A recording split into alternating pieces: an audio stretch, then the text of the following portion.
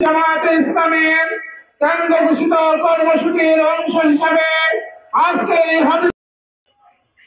লাখাই শাস্তাগঞ্জ এবং সদর থানার জামাত জননেতা কাজী মহসিন আহমদ মঞ্চ উপবিষ্ট।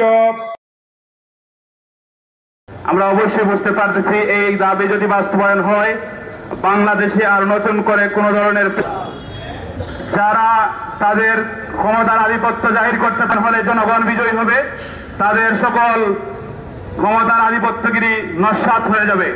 এজন্য আমরা জনগণ মানুষের জন্য একটি কল্যাণ রাষ্ট্র প্রতিষ্ঠা করার জন্য যে কাজ করে যাচ্ছে, অবশ্যই সবাইকে ঐক্যবদ্ধভাবে সফলতায় পর্যবেসিত করার জন্য আজকের এই স্মারকলিপি প্রদান সারা দেশেই হচ্ছে, ইতিপূর্বে চলমান আছে। আমরা সবাইকে নিয়ে এই কাজ